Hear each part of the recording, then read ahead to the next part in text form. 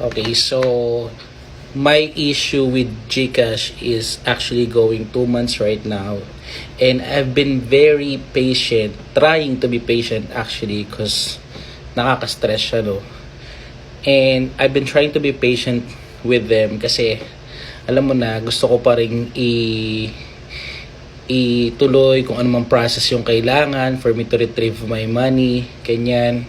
Sige, kahit na mahirap, basta may process nakikita ko, gagawin ko. And I don't have any plan talaga of sharing it here in social media. Even though when I started having this problem, nakikita ko sa mga post dito sa TikTok na pag nag-post sila, medyo na-expedite yung process or parang nare-resolve yung problem nila. Still, trinay ko pa rin na nagawin to through the app, through emailing and whatnot. But I'm posting this anyway because yesterday I did try to process it, pero sa totoo lang parang it seems like wala nang way para ma-retrieve ko, or wala nang process na natitira for me to retrieve my money. So ikwento ko na rin sa inyo. So, 2 months ago, almost 2 months ago, I had a problem with my old GCash account kasi nakapagawa na ako ng bagong GCash. So, since yung number na ginagamit ko, or yung SIM card number na ginagamit ko, is talagang hindi na siya active. I'm only using it for that GCash. So, yung GCash na to, yung old GCash ko na to, is actually doon ko tinatanggap yung mga payment sa akin ng mga customers, yung mga sales. Okay, at the end of the day, doon lahat ipinapasa. And actually, ang ginagawa ko, kapag nakakaipon ako ng 20k, doon ko pala siya tinatransfer sa bangko. But for this specific day, okay, since 12,000 siya, actually nag-aalangan na ako na i-transfer siya. Pero sabi ko kasi ayoko, kasi gusto ko buo lagi yung tinatransfer ko sa bangko. So, since 12,000 pa lang yung laman niya, hindi ko siya na i-transfer. Now, the following day, yung ate ko, nung mag-end na yung araw, yung operation, meron siyang 8,000 na sales sa GCash na transfer niya doon sa account. So that makes it 20,000. That same day, nung i-access ko na yung GCash ko, hindi ko na siya ma-access kasi meron bigla ang parang random verification, ganon. And so I needed an OTP na isi-send dun sa aking number. And yun lang din yung araw na nalaman ko na nag-expire na pala yung SIM card ko na naka-register dun sa GCash. Part 2 tayo. So mag-part 2 na tayo agad-agad kasi talagang nabitin ako dun sa part 1 ng pag-explain ko kung ano ba yung nangyari dun sa GCash natin, okay? So yun na nga, nung tinatry ko nang i-access yung account ko kasi naging 20,000 na ngayon laman niya, hindi ko na siya ma-access dahil meron ng random verification dun sa old GCash account ko and kailangan ko ng OTP. And apparently, since hindi na nga ako active sa number na yon, hindi ko siya ginagamit, only for GCash lang talaga, hindi ko siya na-loadan and all, nag-expire siya. So maybe more than 3 months ko siya talagang hindi na-loadan. Kaya yon, nag-expire yung SIM card. So nagpunta ako sa mga Globe, ganyan. And I did try to retrieve the number or para i-activate uli siya. But apparently, pag pala nag-expire yung SIM card mo because inactive ka sa kanya or hindi mo siya nagagamit, wala nang way para ma-retrieve mo yung same number. Kumbaga, wala na talaga siya. So, wala nang chance. So, medyo na-stress na kagad ako kasi talagang walang way para magkaroon ako ng OTP. So, nanood ako ng mga videos and sa YouTube kung paano yung magiging situation. So, according sa mga videos na napanood ko, madali lang siya. You just have to create another GCash account with your same info, of course. And kapag nakapagawa ka na ng bagong GCash account, kailangan lang ma-fully verified siya and then ita-transfer yung fund mo from your old GCash to the new one. So parang andali ng proseso. So ayun, thinking na parang madali lang naman siya, and sabi ko wala namang problema kung mag-wait ako ng ilang araw for this, sige na gawin na natin yung proseso, no? So hindi ko alam kung nag-email ba ako or nag-submit ng ticket, basta nagkaroon kami ng parang conversation ni GCash regarding my problem. So sinabi ko lahat ng problema ko ganyan, and sabi ko I need to transfer my fund from this old GCash account to the new one kasi ganyan amounting to 20,000. Actually nag more than 20,000 na siya kasi hindi aware yung customer na hindi na pala siya pwedeng sendan ng pera, and then doon pa rin sila nagbayad. It's more than 20,000 actually.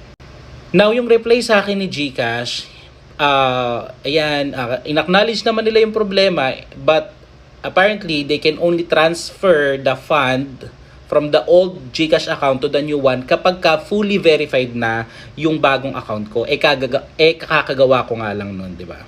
So, first thing first, kailangan mo nang ipa-fully verify yung aking new account bago nila matransfer yung pera. Okay? Paubos na naman yung oras. Bakit ang bilis-bilis? Anyway, magpa-part 3 tayo. Sorry talaga, guys. Okay, so ito na yung part 3 nung kwento ko tungkol sa issue or problem ko sa GCash account ko, no?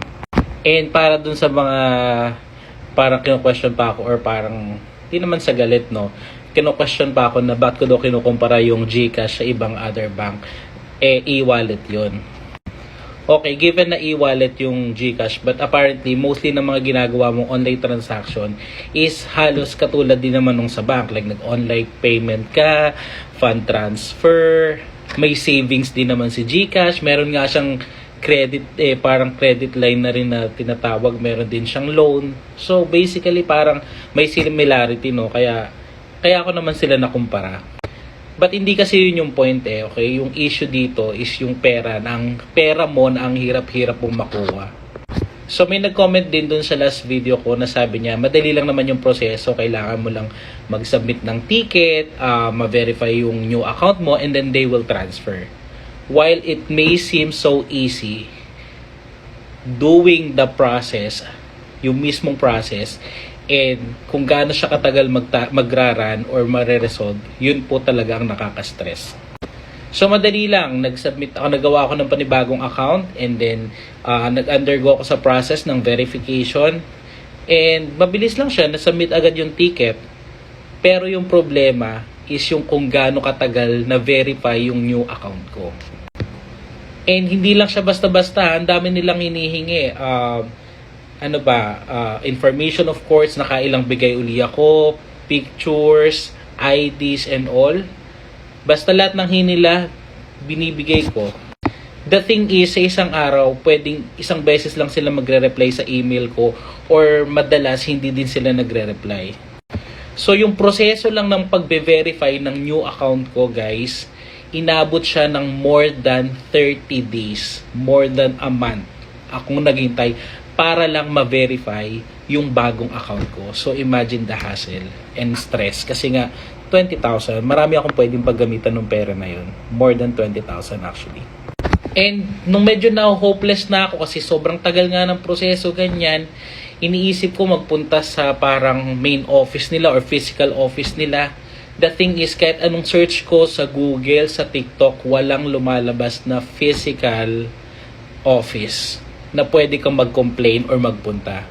So, isa din yun sa mga reasons kung ba't ko siya na kumpara sa bangko. Kasi di ba when we have problems sa mga bangko natin, pwede ka naman pumunta sa mga branches, tapos may mag-a-assist sa'yo kahit papano. Bakit ang ikli ng 3 minutes? Magpa-part 4 na lang po ulit tayo. Sorry, thank you. Hello mga suki, so ito na yung part 4 nung kwento ko tungkol sa problema ko na hanggang ngayon, hanggang sa mga oras na to, 9:18 PM, May 22, ay hindi pa rin talaga nare-resolbahan. Ito yung issue ko sa GCash. So yun na nga, no, kung napanood nyo yung part 3, yung verification ng new account ko, umabot ng more than 30 days. As in more than 1 month talaga ako naghintay para lang ma-verify yung bago kong account. Kasi nga, para nga daw matransfer nila yung fund mo sa old GCash sa bagong account, kailangan munang ma-verify to. So sa awa ng Diyos, after more than 30 days, more than a month, na-verify na nga yung account ko.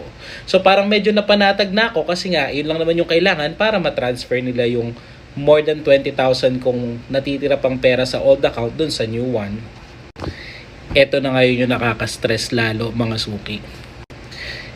I did the process of submitting the ticket regarding doon sa problema ko. And pag nagsasubmit ka ng ticket, you're only limited to options available dun sa kanilang application or sa G-apps, sa GCash app. And so lahat naman ng nandun is pumasok naman sa category ng problema ko.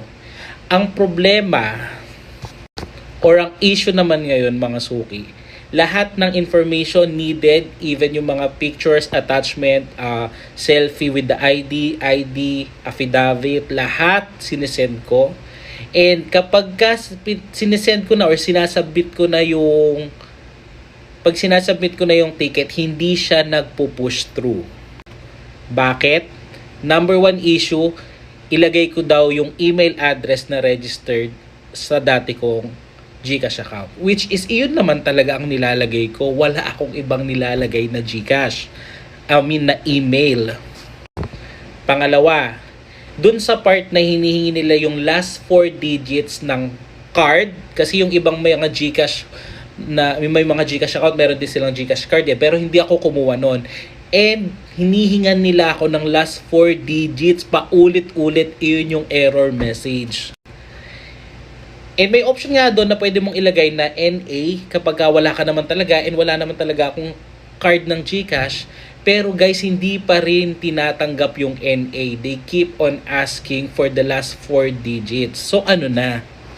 So doon na ako na-frustrate kasi para masimulan uli nilang tignan yung problema, kailangan ko makapag-create or makapag-submit uli ng ticket. Yung proseso nila, hindi ako inaalaw.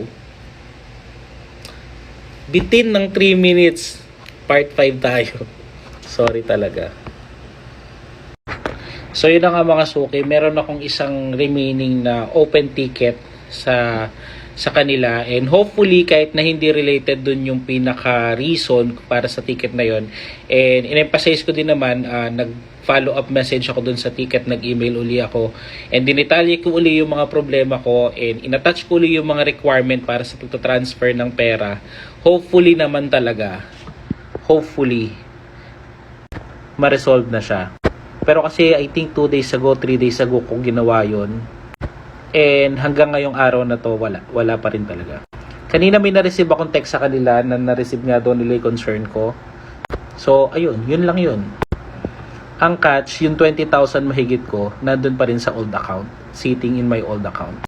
And alam mo yun, nakaka-frustrate lang kasi pera ko na yun pinaghirapan ko yun. And ang dami-dami kong bagay na pwedeng paggamitan yun. Paano pala kung yun lang talaga yung pera ko, no? Nakakaloka. Paano kung doon nakasalala yung mga bayarin ko?